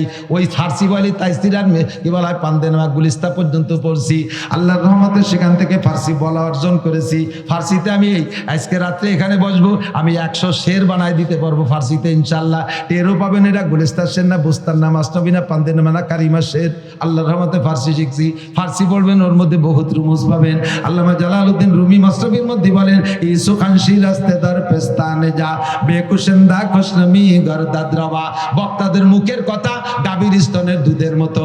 গাভীর স্তনের মধ্যে দুধ কিন্তু জমা করা থাকে না। যখন সকালবেলা বাছুরি যে জিহ্বা দিয়ে চাটা শুরু করে, আল্লাহ পাক রব্বুল আলামিন তখন কোন শব্দ দিয়ে দুধ বানায় দেয়। দুধ বানায় কোন জায়গা থেকে? আল্লাহ বলেন মিমবাইনি ফারাসি ওয়াদামিন লাবানান খালেসা। রক্ত আর গোবরের মাঝ দিয়ে আমি পরিষ্কার 5 কেজি দুধ তোমার জন্য তখনই বানায় পাঠাইয়া দেই। ওই দুধ পেটের মধ্যে অপারেশন করলে কোনো জায়গায় ব্যাগ বোতল ভরা পাওয়া যাবে না। কথা বলেন ঠিক কি ঠিক না? সেম কোয়ালিটি বক্তার জিহ্বায় ওয়াজ লেখা নাই, মাথার মধ্যে ওয়াজের মেমোরি কার্ড ঢুকানো নাই, সিনার মধ্যে কোনো জায়গায় ওয়াজ লেখা নাই। এই জায়গা বসার পরে সুবহানাকা লা ইলমা লানা পড়ে যখন বলি আল্লাহর কাছে সারেন্ডার করি, আল্লাহ আমার কোনো ইলম নাই। এই দাঁড়িয়ার মাঠ থানা সদরের শিক্ষিত জনগণের কি প্রয়োজন কথাগুলো আমারে শিখায় দাও। আল্লাহ আমার মাথার মধ্যে গাভীর দুধের মতো কথাগুলো দেয়, সেই কথাগুলো বলি।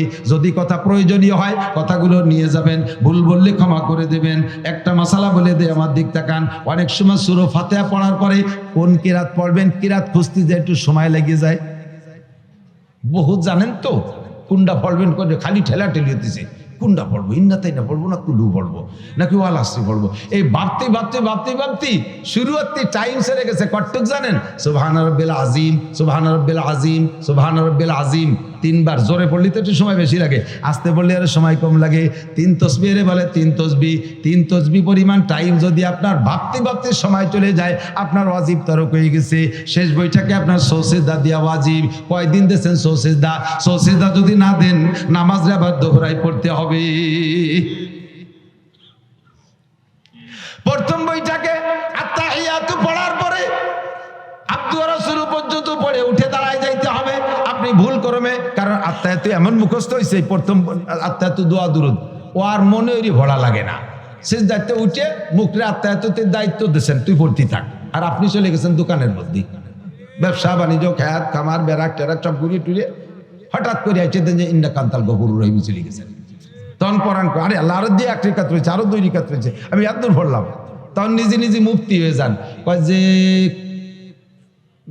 লস হলি তো আমারই হয়েছে, আল্লাহর তোর লসই নেই, আমার সময় নষ্ট হয়েছে। যা কম তো আর ভরি নেই, বেশি তো ভরছি, তাতে হালে আর কি বা আছে। দাঁড়াইয়া আর বাকি 2 রিকাত পড়ে গতানুগতিক সালাম ফিরিয়ে দিয়েছেন।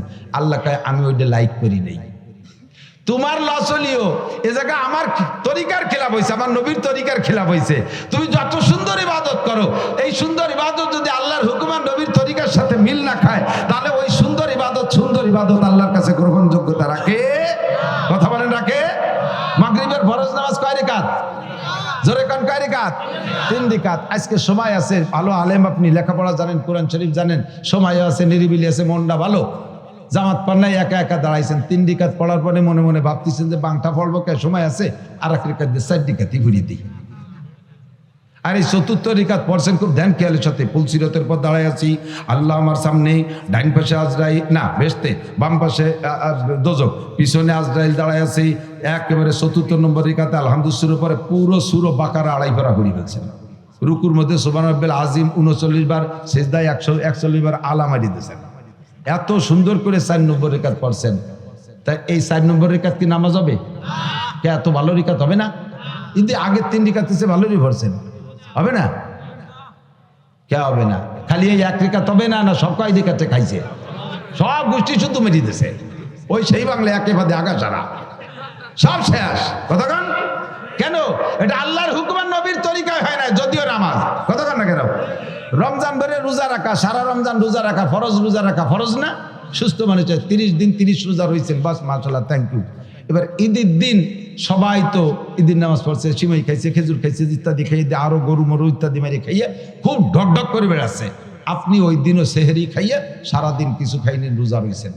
সন্ধ্যের সময় আগের দিনের মতো 20 প্রকার ইফতার নিয়ে বসে মোনাজাতে হাত উঠেছেন, আল্লাহ দেখো তুমি কি সিদ্ধান্ত নিবা।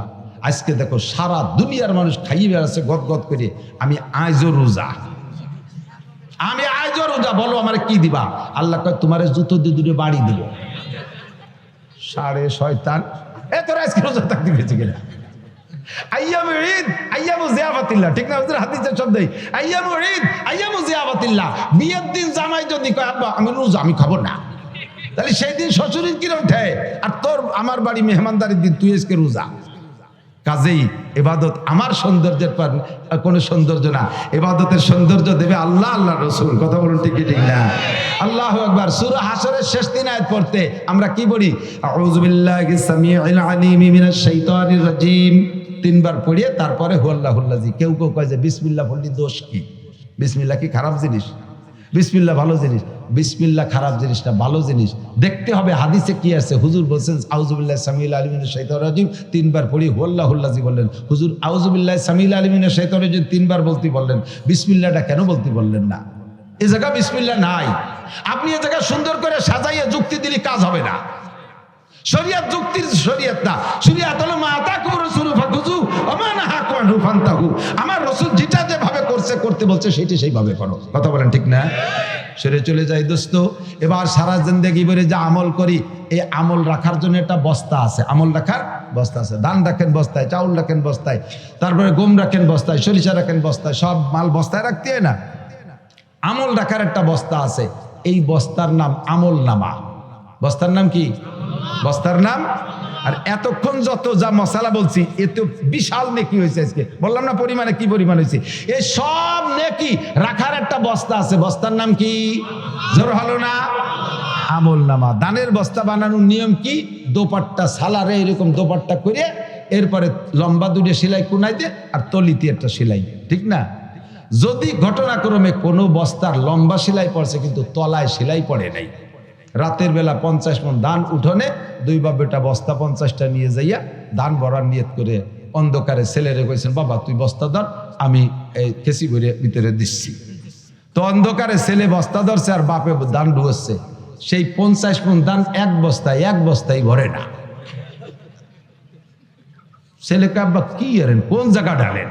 বাপে কয় তুই বস্তা কিরম ধরছিস, ধান তো সব শেষ হয়ে গেল, এক বস্তায় ভরে না। পরে দেখে না বস্তার মুখ দিয়ে দিয়েছে কিন্তু তলায় সেলাই নাই। তলায় কি নাই? এই ধান বস্তা ভর্তি হলে তলায় কি লাগবে? সেলাই লাগবে। যত নেকামল আছে, নেকামল শুধু আমি আপনি করি না, নেকামল কাফের মুশরিকরাও করে। দান খয়রাত করা নেকামল, সত্য কথা বলা নেকামল, ওয়াদা ঠিক রাখা নেকামল, মসজিদ মাদ্রাসায় দান হিন্দুরাও করে, করে কি করে না? এই সব নেকামল। এই নেকামল রাখার যে বস্তা, মুসলমানের বস্তার তলায় সেলাই আছে, কাফের মুশরিক ইহুদ নাসারাদের বস্তার তলায় সেলাই নাই। সেলাই দিতে হবে কি দিয়ে? সুই সুতোই দিয়ে না, আমল নামার বস্তার তলায় সেলাই দিতে হবে কলেমা দিয়ে। জোরে বলেন কি দিয়ে? ঈমানের কলেমা দিয়ে। আল্লাহ সেই কথা বলেন, মান আমিলা সালিহাম মিন যাকারিন আও উনসা, নারী আর পুরুষ যারা নেক আমল করবে, ওয়া হুয়া মুমিন, শর্ত হলো ঈমানের সাথে, ঈমানের সুই সুতো দিয়ে আমল নামার বস্তার তলায় সেলাই দিয়া যদি নেক আমল করো তাহলে এই নেক আমল বস্তার মধ্যে থাকবে। আর তার বিনিময় পাবা কি? ফালানুহিয়ান্নাহু হায়াতান তাইয়্যিবা, তোমাকে দুনিয়ার জিন্দেগিটা বড়